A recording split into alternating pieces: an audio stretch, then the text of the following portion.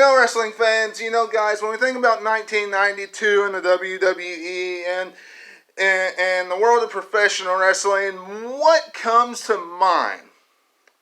What comes to mind in WWE in 1992? WWE transitioning out of the Hulkamania years, brother, into the Bret Hart, Shawn Michaels, Yokozuna, Razor Ramon, so on and so forth. Because as we know, by the end of the 1992 year, Bret Hart was the WWE Champion. Shawn Michaels, the Intercontinental Champion. In 1992, what did we see? A heated rivalry between the Macho Man, Randy Savage, ooh yeah, and woo, bad impression, I know, the Nature Boy, Ric Flair. In 1992, we saw Jimmy Hart turning on everybody in sight. As far as his stable is concerned, and helping Money Inc.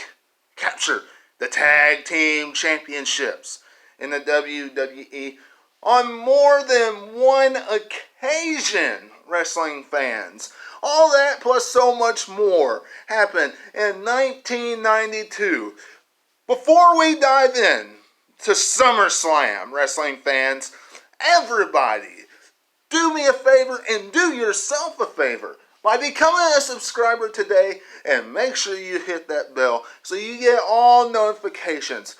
Go down below and leave me a thumbs up. It is appreciated. And leave a comment. It's a safe place here to talk about wrestling, to have some fun down below talking about wrestling. So just go down there and do that. It's appreciated. And go back and watch anything you missed as well. A lot of great content. Whether it's my vlogs, whether it's Raw, SmackDown, whatever. Go and check it out. Now, wrestling fans, let's dive into this SummerSlam review. WWE had 1992 SummerSlam live from Wembley Stadium in London, England. Something I think that they should try again. They should try, it doesn't have to be in Wembley Stadium, but they should try putting it in a big stadium somewhere in London. I don't care where, but find somewhere big to put it in London. I was watching it. As a kid when I was watching it, I didn't think much of it. I didn't think much of it. And I don't know if you all did when you were watching SummerSlams, way in the past. If you thought this, but as a kid watching this SummerSlam, you don't think much about this kind of stuff. You go back and you watch it as an adult, and it really strikes you, right? Especially now that we are watching wrestling without an audience. That audience at Wembley Stadium was electric in almost every single match that WWE put on. Even the ones that was underwhelming. Even the matches that was underwhelming, wrestling fans, the fans was electric. WWE needs to capitalize on it and not just have a random Raw or a random SmackDown and a few house shows over in London. That's just my thoughts on this. I mean, you've done it once. Why not try to do it again? Y'all let me know what you're thinking about that in the comments below. Now, let's dive into this pay-per-view, shall we? First off, they had Bobby the Brain Heenan and Vincent Kitty McMahon on the commentary. Good tag team commentary. If you ask me, Bobby the Brain Heenan out there and Vince McMahon claiming that Henry VIII would be rolling over in his grave if he saw Bobby the Brain Heenan, because Bobby Brain Heenan was dressed up like the King of England. He looked like a goofball, but it was funny, and they played off each other very well at the very start of SummerSlam 1992, which led right into Money Inc. versus the Legion of Doom. The SummerSlam we thought we would never see, according to Vince McMahon. Money Inc. versus Legion of Doom, very good contest. There's a few things I noticed about this matchup. Number one, I really like the effect that they did, what they did with LOD, the whole motorcycle effect they did. Kind of wish they would have done that more with the Legion of Doom. I know that one reason why they might have done it is because the entrance was so long with this SummerSlam. That SummerSlam entrance was so long because, you know, back then they didn't have the pyro and all that stuff. You know, so I mean, so the ramp, they didn't have that ramp. So it was just like one long entrance with the blue curtain. Talk about a long entrance. That would have been forever for some people like LOD, for the Undertakers, for some of the other people to make that entrance. And I like the effect that they did with the motorcycles.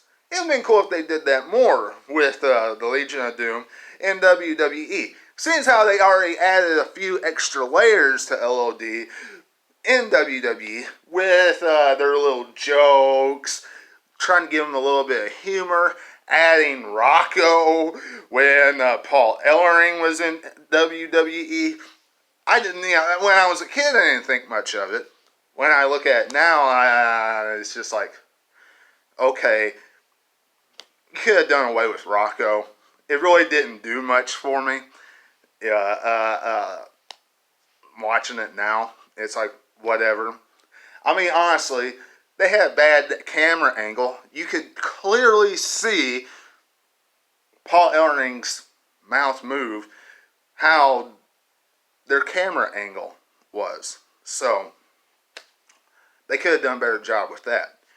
But, outside of that, match was good. I like how they ended the matchup, you know, and honestly, if Legion of Doom would have stuck around WWE after SummerSlam, they would have gotten their title shots. They probably would have gotten the tag team championships again. But as we know, after 1992 SummerSlam, they were gone from the WWE for quite some time, and Money Inc. got the tag team championships. Rest is history. But y'all let me know what you're thinking about that in the comments below.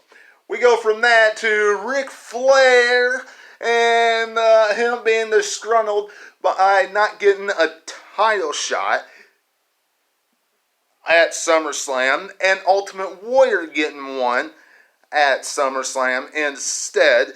And this whole Mr. Perfect deal, whose corner is Mr. Perfect really going to be in?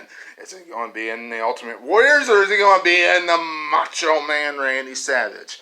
We'll find out after a while. That's kind of what the promo was about. And Ric Flair playing mind games with Mean Gene Okerlund, and pretty much telling us that he's in the dressing room of the winner. Who else? And he says, me, right? Ric Flair. And he says, woo! So, whatever. We know he's not going to be in Ultimate Warriors or Macho Man's, but playing mind games about it. Go from there, Virgil pretty much stating he's going to beat Nails. We all know that's not going to happen. Nails beats Virgil. Impressive fashion at SummerSlam. Match wasn't anything to talk about. Honestly, Nails' style of wrestling, it wasn't anything to talk about back in 1992. His entire tenure in the WWE really wasn't anything to talk about. Had a rivalry with the Big Boss Man, had a rivalry with Virgil that was kind of in the middle of his rivalry with the Big Boss Man. And as far as on TV, that was all we really got to see of Nails. Because once Survivor Series was over, it's kind of like, dun dun dun dun dun, goodbye Nails. Well, SummerSlam, what did we see? We saw Virgil crowding around Nails. We saw Nails doing a lot of choking. We saw Nails throwing him outside the ring. Then we saw Nails throwing him back inside the ring. Then we saw Nails do some more choking. Then we saw Nails do a sleeper hold. And then we saw the Nails finish the matchup with the sleeper hold. There you go. Pretty boring matchup, if you ask me. It was boring when I was a kid, and it was boring when I saw it over again. There you go. Tells you kind of what I think about Nails and his DOC, Department of Correction outfit, and his wrestling style, honestly. It works for some people. It doesn't work for others. Nails, it doesn't work for. Okay? Now, moving on here, we go to Sensational Sherry. Wrestling fans, let me just be honest with you. Let me be honest with you. This was bad. This was bad. Okay? This was bad. Because Sensational Sherry was talking about Rick Martel and Shawn Michaels not being able to slap each other in the face. There you go. She doesn't want them to slap each other in the face, and so on and so forth. That's pretty much what the promo was about. So we go from that to the match itself. It was an okay match. It was kind of there to help get Shawn Michaels over some, but it ended in no contest. Nobody won, and Sensational Sherry got water dumped on her head when Shawn Michaels was carrying her in the back because of her shenanigans, acting like she was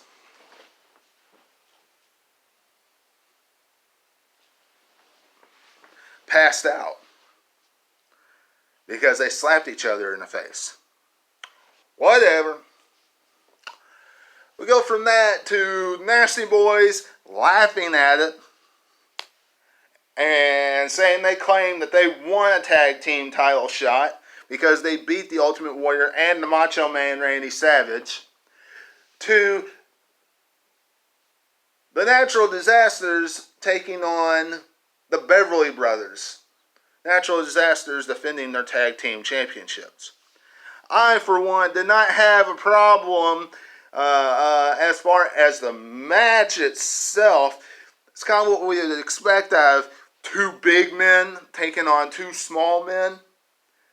Problem I have is the Natural Disasters are taking on the Beverly Brothers, and they have really no rivalry with the Beverly Brothers. If you really think about it, back in 1992, the Natural Disasters are having rivalries with Jimmy Hart's stable. Jimmy Hart has turned his back on the Natural Disasters. Does this make any sense at all? No. It doesn't make any sense at all to me. So what? Are you just telling me that you're trying to give Beverly Brothers a payday at SummerSlam? That's what it tells me. Y'all let me know what you're thinking about that in the comments below. But, I mean, the match itself, it's kind of what you expect with two big men taking on two small men. Really, the Beverly Brothers didn't stand a chance. No one in the WWE thought they were going to amount to anything, and we knew that by how they were booked. So, y'all let me know what you're thinking about it in the comments below. Now, we go from that to Crush taking on Repo Man, a.k.a. Demolition Smash. Because that's who Repo Man used to be. Now, pretty good matchup, I guess, for what it was. It was kind of that cool down matchup before we start getting into the last main three matches of SummerSlam, which was the WWE Championship matchup, Undertaker versus Kamala, and British Bulldog versus Bret Hart. Crush versus Repo Man. We all knew Crush was going to win. Repo Man didn't stand a chance. I like the Repo Man. My friends like the Repo Man. I'm not sure why we like the Repo Man, but we do. I think part of the reason is his entrance music.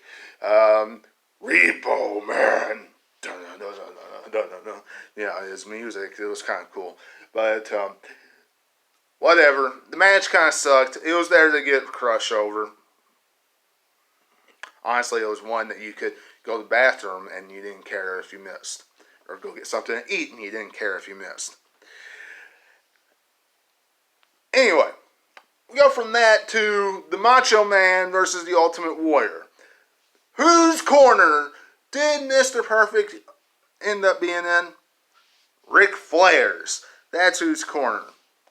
Ultimate Warrior wins by a countout. Now, of course, this all sets up Macho Man versus Ric Flair again for the WWE Championship, in which Ric Flair takes the title off Macho Man. But this match itself, it was a good matchup. I'm not going to complain about Ultimate Warrior versus Macho Man. It's a rematch of WrestleMania 7. Rematch of WrestleMania 7, except the title wasn't on the line in WrestleMania 7. It was career versus career-ending matchup. Ultimate Warrior won that match. This one, the title is on the line. Ultimate Warrior wins this by count out because after everything, after a long, hard fought battle, jumps and he gets hit. Macho Man does with steel chair, and the rest is history. Macho Man gets counted out. Pretty good matchup, though. The biggest thing I can say about Kamala versus The Undertaker, outside it was there to set up for Survivor Series, is The Undertaker's entrance. Undertaker comes down to the ring in a hearse. That was awesome. That was awesome to see. Kamala got disqualified because Kimchi came in and interfered, which sets up the rivalry to move on to the Survivor Series and the casket match. But I really like the hearse effect. Him coming down in a hearse. Once again, the long entrance to the squared circle. But I loved it. If WWE was doing more of that kind of stuff with The Undertaker, which I know they'll never do that kind of stuff with The Undertaker again, but if they was, I would recommend doing that. That was cool. Now, the main event. British Bulldog versus Bret Hart. Instant classic. Awesome. One we're still talking about to this day. Can't say anything more about that. Can't say anything bad about that matchup. Both men did an excellent job. I wish the British Bulldog would have held on to the title a little bit longer than what he did, but British Bulldog walked out the victor in this matchup. Can't say anything bad about it. British Bulldog victorious, and we all know why, because Bret Hart moved on later, and let's just face it, Bret Hart moved on later, not too long later, mind you, and became the WWE champion. Became WWE champion. I know, you talk to people, if you listen online, they'll tell you why he became WWE champion the first time. But, look, he dropped the title to the British Bulldog, and if you ask me, I don't know, that might be some reason why he dropped the title to the British Bulldog. He has something more set up for him. Something bigger set up for him.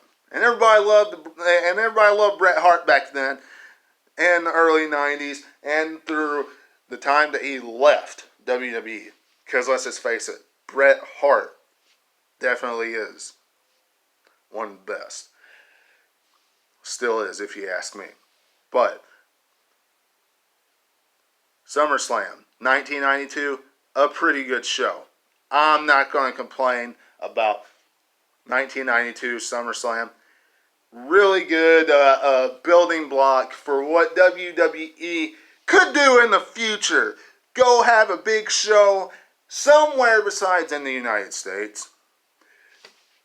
Had a good building block of starting to push some of the newer stars, not just the old talent. Not just the brother. Even though we all enjoyed Hulkamania. Enjoyed Macho Man Randy Savage. Enjoyed Ultimate Warrior. That was it. This was the end of their title reigns in the WWE. Y'all let me know what you're thinking in the comments below. Subscribe. I'll see you back here tonight for my SmackDown review. Hopefully they put on a good show. Tonight. And Jason Funny will be here. So, tune in. And until I see you again, this is Webby, and I'll catch all of you on the other side. Talk to you later.